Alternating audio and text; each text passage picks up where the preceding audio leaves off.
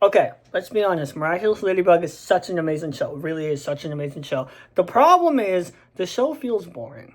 Okay, let's be real. The show feels boring. I've seen so much content creators who made videos and Miraculous Ladybug actually quit last year or even stopped posting about the show at all in general because how boring it is. The show now does not offer a lot. It really doesn't. Miraculous Ladybug, even as a kid's perspective, if I was a kid, I watched Lazy Town and I would probably say this show sucks. And when it first came out, that's literally, I said this show is amazing. But now watching these seasons from season 6 or whatever seasons, it's boring. It feels like it's bland and it feels like it's not a show where, someone could be binge watching at least, right? Now, here's the thing. I used to watch this show all the time. I used to watch Miraculous Ladybug all the time. Literally, when it first came out, every day I'd go on YouTube since I didn't really have the privilege to literally go ahead and, get subscriptions. But I would go on YouTube, full episodes of Miraculous Ladybug, and I would see them everywhere. Seriously, I would see them on YouTube. Maybe one video that has like no views literally has a video on it, right? And I would always see Miraculous Ladybug everywhere, right? And now it feels like it's gone, right? The show itself feels boring and it feels like it's trying so hard to be everything. Like, for example, Hawkmoth is a very interesting character. He's a villain of the show, right? But then when you look at the show itself, it feels boring, right? Like, it feels like sometimes you're watching a specific episode for that specific person and then you just close it. Another thing I don't like about the show is it tries to be kid friendly, okay? I have no problem with like kid friendly and all that type of stuff. But here's the thing. There are 2 levels in my opinion with kid friendly, or 3 levels. First level is the kid-friendly, as if baby kid-friendly. We're talking about for babies. Hey kids, let's learn the alphabet. This is A, this is B, this is C. You know what I'm saying? The second level is kind of medium level kid-friendly. These stuff would be actually like in videos. Like I would actually describe as Stampy Longnose would be somewhere in the medium kid-friendly type. And kid-friendly, as if kid-friendly, would probably be somewhere around like the ages of 9 to 10 or something like that. Again, feels like a little bit Stampy Longnose, but a little bit, a little bit higher. Maybe you could probably introduce a little bit, bigger words and stuff like that, right? Miraculous Ladybug does not belong in any of this. In my opinion, it actually belongs in not kid-friendly, but family friendly. It literally reminds me of a show where it quite literally belongs in a family friendly category. And here's the thing, when I watch Miraculous Ladybug, every single time I look at this and I'm like, this doesn't deserve to be in a kid friendly area. They're supposed to be in a family friendly area. Now here's the thing, okay? What's the difference? Kid friendly is pretty much in kids. Family friendly is throughout all ages. And the thing is, the every single episode just feels like it's kids friendly. It feels like it tries to go into younger kids, but at the same time, not so much, right? And it kind of, like, for example, I can give you a big example on this. If you look at season 1, season 2, or any other season, and you watch every single episode, you would know every single episode quite literally starts its own arc. You know how Arthur goes, right? You know how kids like Arthur goes, like TV shows and stuff like that. Arthur, for example, every single episode would start an arc. Like it would start an arc about his sister failing a class or something, and then it will end off that episode with a lesson. That's what, Miraculous Ladybug does, right? It starts off its arc like, oh my god, big bad Hulk coming to town. Ends off with defeating it. Or, you know what I'm saying?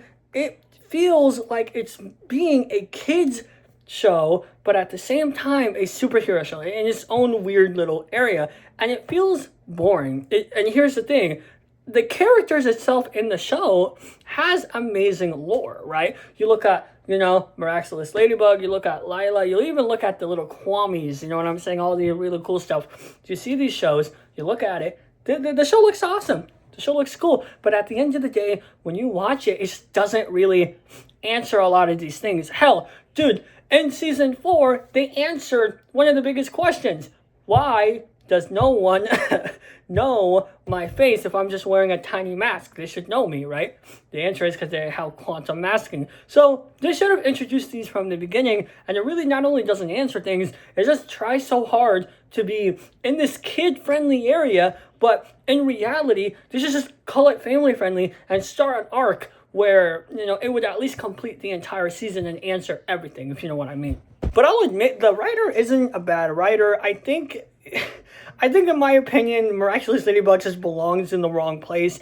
And if it was just a little bit more family friendly, or especially teen friendly too, I was actually about to say, where it would at least somewhere go along that side, that would be cool. I think that would be awesome for a show like this. I think the show would actually benefit. I think the show, if it starts its arc instead of ending it right off the bat, it could be awesome, right? Now, I will admit, there is a lot of really cool things about the show. For example, Hawkmoth, like I said, really awesome, cool villain. Absolutely love it. Trying to go ahead. Like, literally, you have to be happy so you don't be akumatized, and I love that concept. But it does feel like you're kind of being a slave in your own happiness in its own way. But even then, I love that concept. I generally love it 100%.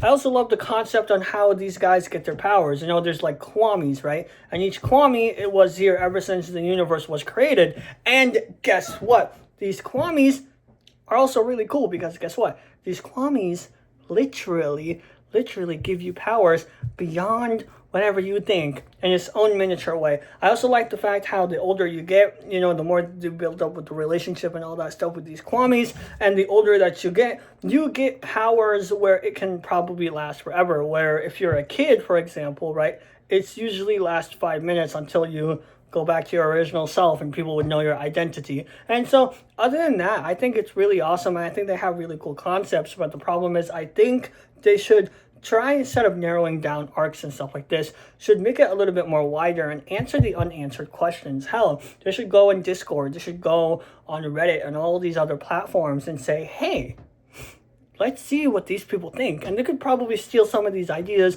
and create its own little idea and make each season count and feel awesome. I also don't like the new animations, in my opinion. In my opinion, it feels terrible, awful, and just go back to the original one. I know this one feels cool, but the original one was actually awesome. It does feel like it's a little bit more under budgeted, especially this new anime. But at least, this new, this new animation. But other than that, it just feels weird in my opinion, and it feels just, I don't know, right? Like, I think the show deserves to go back to its own little way, but at the end of the day, it should at least make things broader.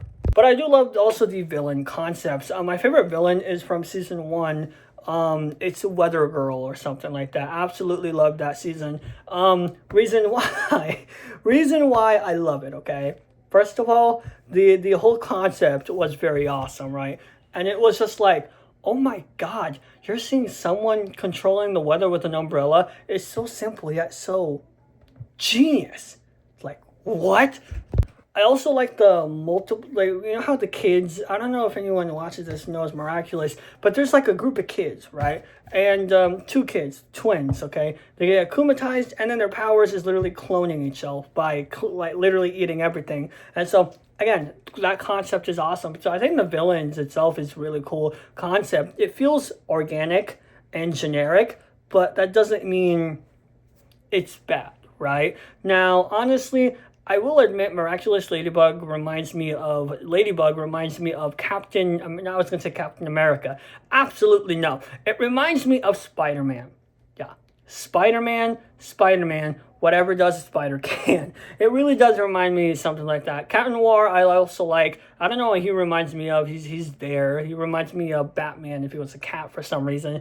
I don't know. Someone give me a better example than that. Hawkmoth, again, I think he's probably one of the only ones out there that has like an original villain taste, if that makes sense. But other than that, if Miraculous just does a little better by just moving on and all these things, I think we can see it success.